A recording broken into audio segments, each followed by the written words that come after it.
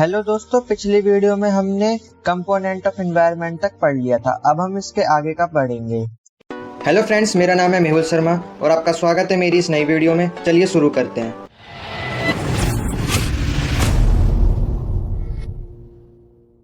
Environmental education. अब देखिए दोस्तों, क्या हुआ 20वीं सदी के सेकंड हाफ के बाद लोगों को एनवायरनमेंट के प्रति अवेयर करने के लिए ग्लोबल जो वैश्विक जो दिक्कतें थी उनको उठाया गया। अब देखिए दोस्तों, लोगों को अवेयर करने के लिए उस टाइम पे सेपरेट एनवायरमेंटल एजुकेशन को बनाया गया।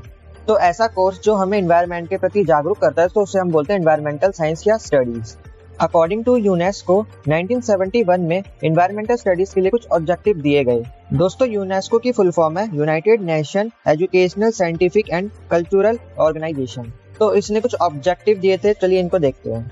तो इसका पहला ऑब्जेक्टिव था कि लोगों को एनवायरमेंटल प्रॉब्लम के बारे में अवेयर करना, और ये चाहता था कि लोगों को एनवायरमेंटल प्रॉब्लम के बारे में नॉलेज दी जाए और एनवायरमेंट के प्रति अपना एटीट्यूड और कॉन्सेप्ट डेवलप किया जाए, और ज्यादा से ज्यादा लोगों को एनवायरमेंट को प्रोटेक्ट करने के लिए प्रेरित किया जाए।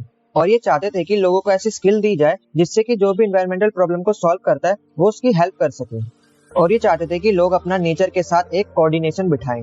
अब देखिए, यूनेस्को ने और यूएनईपी ने आपस में साथ में मिलकर एक इंटर गवर्नमेंटल कॉन्फ्रेंस को आयोजित किया। कब किया था? 1977 में, और इसे किया गया था जॉर्जिया में एक तिबिलिसी नाम की जगह पर। तो इस कॉन्फ्रेंस का मेन गोल था कि हम लोगों को इकोनॉमिकली, सोशली, पॉलिटिकली और इकोलॉजिकली अवेयर कर सके। अर्बन को, रूरल एरियाज को, सबको क्या अवेयर करना हमें एनवायरनमेंट के प्रति। और दूसरा गोल ये था कि हर व्यक्ति को अपॉर्चुनिटी मिलनी चाहिए कि उसको नॉलेज मिल सके, एक अच्छी स्किल मिल सके जिससे कि वो क्या एनवायरनमेंट को प्रोटेक्ट कर सके और उसको ज्यादा से ज्यादा इंप्रूव कर सके।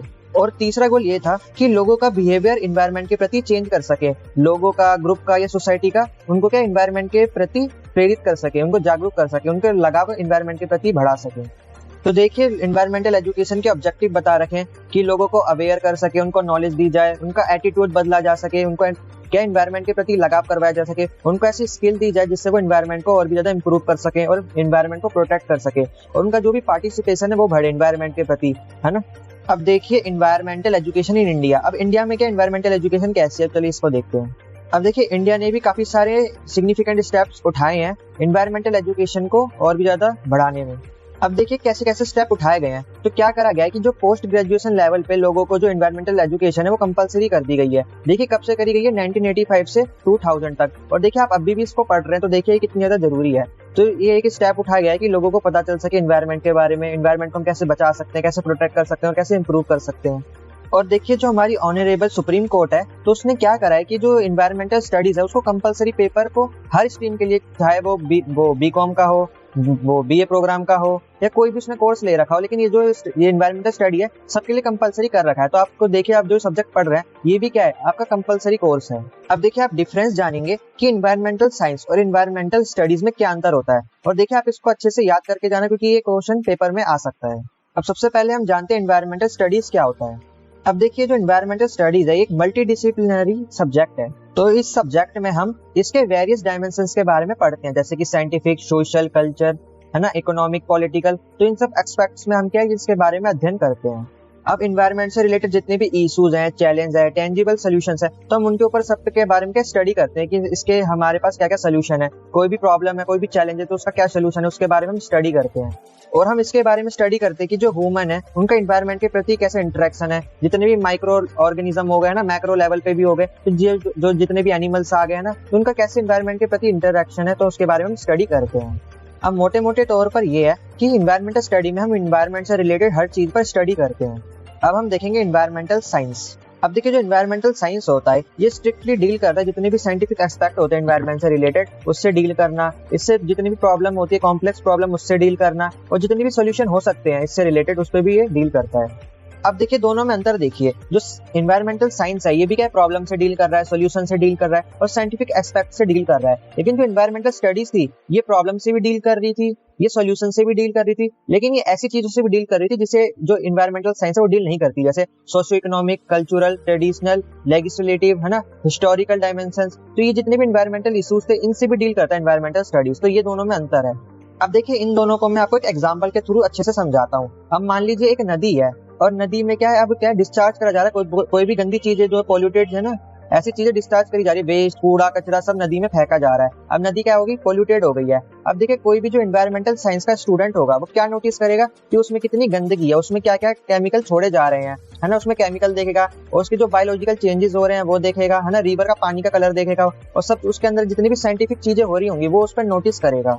अब वहीं पर एक स्टूडेंट है जो एनवायरमेंटल स्टडीज का है, अब वो क्या देखेगा कि ये जो नदी अब ये जो गंदी हो गई है, अब इसका आसपास के लोगों पर, सोसाइटी पर, उसके कल्चर पर क्या असर पड़ रहा है ये देखेगा। ये तो देखेगा कि नदी गंदी हो रही है, एनवायरमेंट पर इफेक्ट पड़ रहा है, लेकिन वो आसपास के जो कल्चर है ना, सोसाइटी है, लोगों पे उसका क्या असर पड़ रहा है वो चीजें भी देखेगा। तो ये दोनों में अंतर है। आई होप आपको अच्छे से समझ आ गया होगा दोनों के बीच में क्या अंतर है। Multidisciplinary nature of environmental studies. अब देखिए इस वर्ड का मतलब क्या है, मल्टीडिसिप्लिनरी। ये क्या है कि एक सब्जेक्ट जिसके आप बारे में पढ़ते हैं, और डिसिप्लिन, एक डिसिप्लिन के साथ जब कोई आप एक सब्जेक्ट पढ़ते हैं तो उसे हम बोलते हैं मल्टीडिसिप्लिनरी। अब देखिए जो एनवायरमेंटल स्टडीज होती है ये एनवायरमेंट के बायोटिक और अबायोटिक कंपोनेंट दोनों से डील करती है, और एनवायरमेंट से जुड़े जितने भी इश्यूज हैं उन सबसे क्या है ये एनवायरमेंटल स्टडीज डील करती है। अब देखिए आपको एक केस स्टडी के बारे में बता रखा है कि ये जो एनवायरमेंटल स्टडी है ये मल्टीडिसिप्लिनरी नेचर की क्यों है, इसके बारे में आपको बता रखा है। तो देखिए आपको सपोज करना है कि मान लीजिए एक एक्टिविटी दी गई है आपको डेवलपमेंट के रूप में, एक डैम बनाना है या माइनिंग करनी है या हाईवे बनाना है, तो ऐसी कोई आपको क्या है एक एक्टिविटी दे रखी है। अब आपको क्या करना है, ये प्रोजेक्ट को बनाना है, आपको अब किसी एरिया में जाना है और वहाँ पे क्या है आपको सब देखना है कि वहाँ का एनवायरनमेंट कैसा है, वहाँ पे कैसे लोग रहते हैं ना, और यहाँ पे क्या ये प्रोजेक्ट बनाने में क्या लागत आएगी, है ना, क्या क्या मतलब होगा, सबके बारे में आपको नॉलेज रखनी है। अब देखिए आपको जब ये प्रोजेक्ट स्टार्ट करोगे तो स्टार्ट करने से पहले आपको एक EIA बनाना है, मतलब इन्वायरमेंटल इम्पैक्ट असेसमेंट। तो इस असेसमेंट में क्या होगा कि आपको असेस करना है कि इसमें क्या क्या पॉसिबल डिग्रेडेशन होगा, एनवायरनमेंट को क्या क्या अफेक्ट होगा, जो यहाँ पे जो लोग रह रहे हैं उनको क्या अफेक्ट पड़ेगा, यहाँ की जो रिलीजन है या जो भी चीजें उनको क्या क्या इफेक्ट पड़ेगा। तो आपको इसके बारे में एक असेसमेंट बनाना है।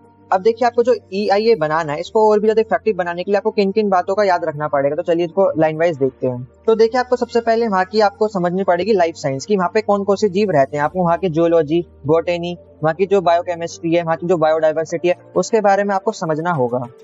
अब देखिए आपको लिस्ट बनानी पड़ेगी जिस एरिया में काम होने वाला है वहाँ पे कौन कौन से जानवर रहते हैं, कौन कौन से लोग रहते हैं, है ना। वहाँ की जो बायोकेमिस्ट्री है उसको समझना पड़ेगा कि यहाँ पे कौन से मिनरल्स हैं, यहाँ पे मतलब जो यहाँ पे हम अगर हम चीजें करेंगे तो यहाँ से हमें क्या चीजें मिलने वाली, कौन से मिनरल्स मिलेंगे, क्या गुड्स मिलने वाले, कुछ सर्विसेज मिलने वाली है। तो इन सब के बारे में आपको क्या आकलन करना होगा। अगली चीज जो आप देखेंगे वो है अर्थ साइंस। अब इसमें क्या क्या आ जाता है, जियोलॉजी, जियोग्राफी, जियोकेमिस्ट्री, तो ये सब आ जाती है अर्थ साइंस में। तो अब इसके बारे में भी आपको अब आकलन करना होगा। आपको देखना पड़ेगा कि वहाँ पे कौन सी टाइप की सॉइल मिलती है ना, कौन से टाइप के वहाँ पे रॉक है, वहाँ की सबकी प्रोफाइल के बारे में जानना पड़ेगा। आपको वहाँ पे जानना पड़ेगा कि वहाँ पे क्या है, प्लेट्यू है कि पहाड़ है कि घास वाला है, या फिर कोई ऐसी जमीन तो नहीं है जहाँ पे खेती की जा सकती है, आप उस उपजाऊ जमीन को बेकार कर दें। तो उसके बारे में सब आपको आकलन करना होगा। उसके बाद आप देखेंगे केमिकल साइंस को। उसके बाद में आपको देखना पड़ेगा कि जिस एरिया में आप काम कर रहे हैं कि वहाँ पे कौन कौन से केमिकल आपको मिल रहे हैं। क्या पता आप जमीन खोदे वहां से कोई ऐसी आपको फॉसिल फ्यूल की गैस मिल जाए, है ना, कुछ ऐसे केमिकल्स मिल जाए जो अनआइडेंटिफाई हो। ऐसी कई सारी चीजें आपको मिल सकती हैं। आपको क्या एयर, वाटर, सॉइल का क्या सैंपल टेस्ट करवाना पड़ेगा। आपको देखना पड़ेगा कि यहाँ पे कितनी पॉल्यूटेंट की मात्रा है, मतलब कितना कुछ आप करेंगे काम तो यहाँ पे कितना इफेक्ट हो सकता है। तो सबके बारे में आपको आकलन करना होगा।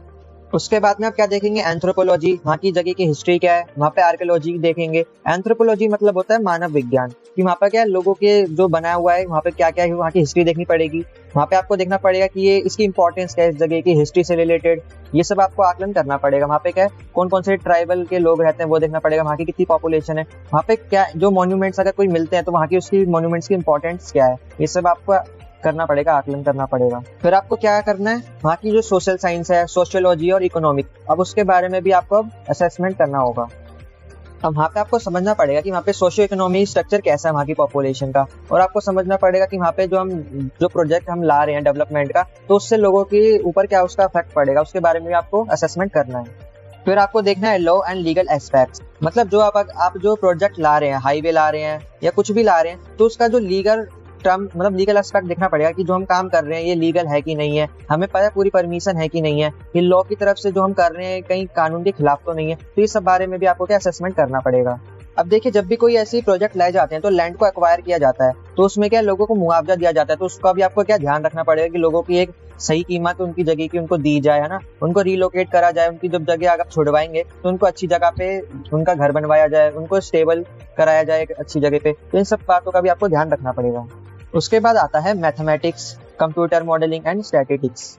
अब देखिए जो स्टैटिस्टिकली जो टूल्स होते हैं, कोई भी मॉडल्स होते हैं, तो उनका हम का यूज करते हैं कोई भी डाटा बनाने में। जैसे कि आपको हाईवे बनाना है तो आपको क्या पूरा उसका मैथमेटिक आपको क्या पूरा लगाना पड़ेगा कि यहाँ से इतनी रोड बनेगी, इतने किलोमीटर की रोड बनेगी, तो वहाँ पे आपकी क्या मैथमेटिक यूज होने वाली है। आपको कंप्यूटर से क्या मॉडल बनाना पड़ेगा, स्ट्रक्चर बनाना, जो 3D स्ट्रक्चर बनाते हैं ना कोई भी बिल्डिंग वगैरह बनाने से पहले, कुछ भी बनाने से पहले, ब्रिज वगैरह बनाने से पहले, तो उसका क्या 3D का कंप्यूटर में बनाया जाता है, तो वो आपको करना पड़ेगा। फिर आपको प्रिडिक्शन करनी पड़ेगी कि इतना सामान लग जाएगा, ये सामान लगेगा, उसकी भी प्रिडिक्शन करेगी। तो ऐसी कई सारी चीजें आपको क्या लगेंगी।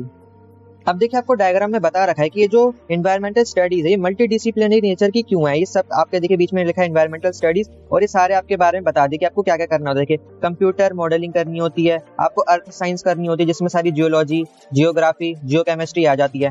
फिर आपको लॉ एंड लीगल एस्पेक्ट्स भी देखना होता है, आपको मैथमेटिक्स और स्टैटिक्स का यूज करना पड़ता है, आपको सोशल साइंस और सोशियोलॉजी के बारे में भी देखना होता है, वहाँ की हिस्ट्री क्या है, वहाँ की आर्कियोलॉजी क्या है वो भी आपको देखना पड़ेगा, वहाँ की एंथ्रोपोलॉजी आपको देखनी पड़ेगी, वहाँ का जो लाइफ साइंस है, जो जियोलॉजी, वहाँ पे क्या क्या बायोडाइवर्सिटी है, बायो केमिस्ट्री, वहाँ की बॉटनी, तो आपको ये सब देखना पड़ेगा। इसलिए जो इन्वायरमेंटल स्टडीज है ये मल्टी डिसिप्लिनरी नेचर की है।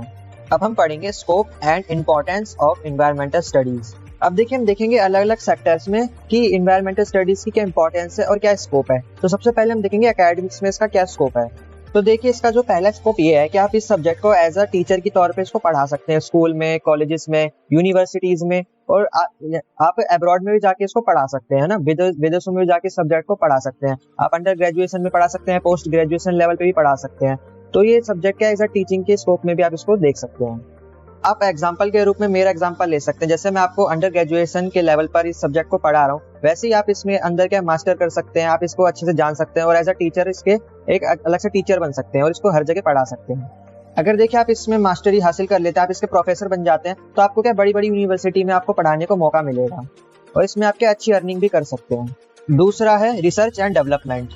अब देखिए जब आप इन्वायरमेंटल स्टडीज को पढ़ते हैं तो आपको इन्वायरमेंट से रिलेटेड सारी नॉलेज हो जाती है, तो आप इससे रिलेटेड क्या आप वर्ल्ड वाइड रिसर्च कर सकते हैं। आपको कई सारे डॉक्यूमेंट्स हैं, आप उन पर रिसर्च कर सकते हैं और हम इन्वायरमेंट को रिलेटेड जितने भी इश्यूज हैं, चैलेंज है, उनको कैसे टैकल करना है टेक्नोलॉजी की मदद से, आप वो भी कर सकते हैं और इस क्षेत्र में आप काफी डेवलपमेंट भी कर सकते हैं। अगला है इंडस्ट्रीज।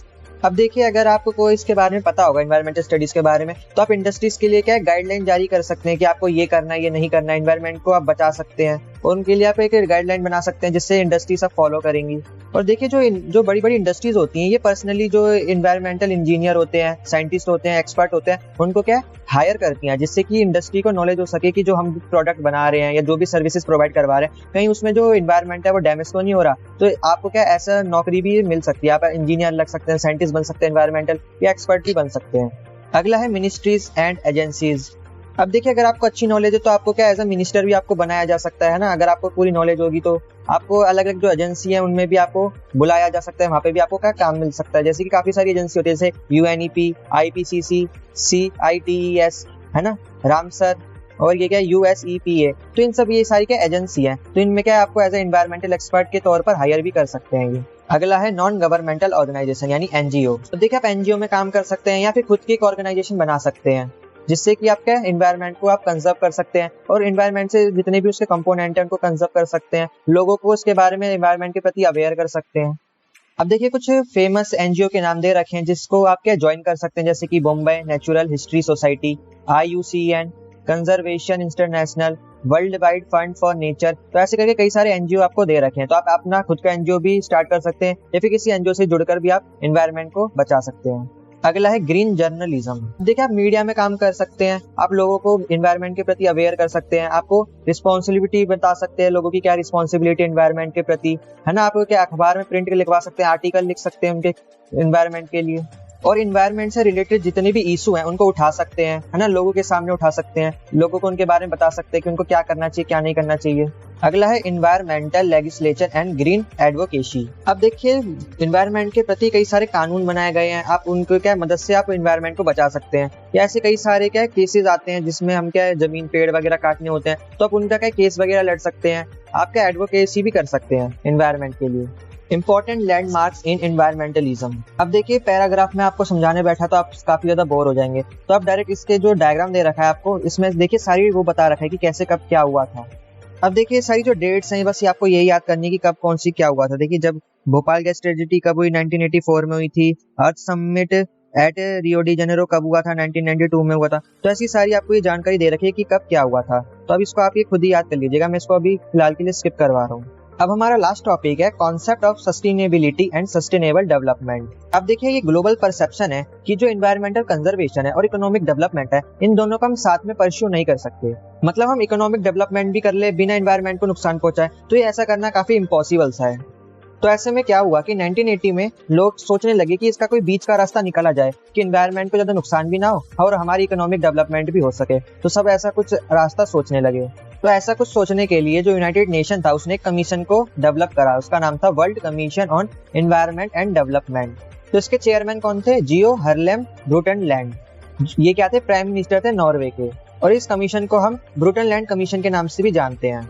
तो इस कमीशन का टास्क था कि जो ग्लोबल एजेंडा है उसको चेंज किया जाए। फिर जो ब्रुटनलैंड कमीशन थी, इन्होंने क्या एक रिपोर्ट को सबमिट करा। इस रिपोर्ट का नाम था आवर कॉमन फ्यूचर। इसको कब रिपोर्ट करा गया था? 1984-7 में। देखिए इस कमीशन ने कॉन्सेप्ट को जन्म दिया जिसका नाम था सस्टेनेबल डेवलपमेंट, और ये कब आया था? 1987 में। तो हम सस्टेनेबल डेवलपमेंट को डिफाइन करते हुए ये लिख सकते हैं, development that meet the needs of the present without compromising the ability of future generations to meet their own needs. इसका मतलब ये है कि जो हमारी जरूरतें हैं हम उनको प्रेजेंट टाइम में ऐसे यूज करना चाहिए उनको कि जो आने वाली जनरेशन है उनको कॉम्प्रोमाइज करना ना पड़े अपनी नीड्स से। अगर मैं आपको एग्जांपल के लिए समझाऊं तो अभी क्या हम पेट्रोल का यूज करते हैं, तो हमें पेट्रोल का यूज कुछ इस प्रकार करना है कि जो आने वाली जनरेशन है वो भी उस पेट्रोल का यूज कर सके। ये नहीं कि हमने इसी जनरेशन में क्या सारा पेट्रोल खत्म कर दिया और आने वाली जनरेशन के लिए पेट्रोल बचा ही नहीं। तो सस्टेनेबल डेवलपमेंट का मतलब यही है कि हम जो रिसोर्सेज यूज कर रहे हैं उसको ऐसे यूज करना है कि आने वाली जो जनरेशन है वो भी उन रिसोर्सेज का यूज कर सके। अब देखिए सस्टेनेबल डेवलपमेंट के कुछ गोल्स के बारे में बताया गया है। पहला है एनवायरमेंटल सस्टेनेबिलिटी। इसका मतलब ये है कि जो एनवायरमेंटल गुड्स हैं और सर्विसेज है उनको हमें सस्टेनेबल मैनर में कंज्यूम करना चाहिए। तो देखिए गांधी जी ने कहा था कि earth provides enough to satisfy every man's needs but not everyone's greed. इसका मतलब ये है कि हमारे पास हर व्यक्ति की जरूरत को पूरे करने के लिए संसाधन है, लेकिन किसी की लालच को पूरा करने के लिए संसाधन नहीं है।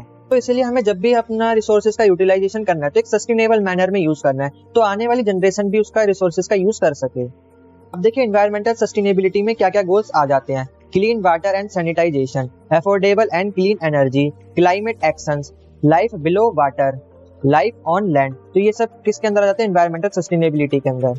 अगला है हमारा सोशल सस्टेनेबिलिटी।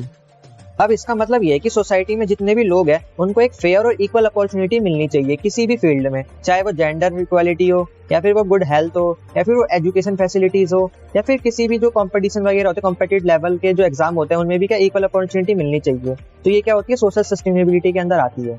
हम देखते हैं सोशल सस्टेनेबिलिटी के अंदर क्या क्या गोल्स आते हैं। देखिए आता है good health and well being, quality education, gender equality, affordable and clean energy, peace, justice, strong institution, partnership for the goals. तो ये सब किसके अंदर आ जाते हैं? सोशल सस्टेनेबिलिटी के अंदर। अगला है इकोनॉमिक सस्टेनेबिलिटी। इसका मतलब ये है कि रिसोर्सेज का इक्वली डिस्ट्रीब्यूशन होना चाहिए। तो ऐसा नहीं होना चाहिए कि कोई भी अपनी जो बेसिक नीड है उसी को पूरा नहीं कर पा रहा है एक हेल्दी लाइफ जीने के लिए।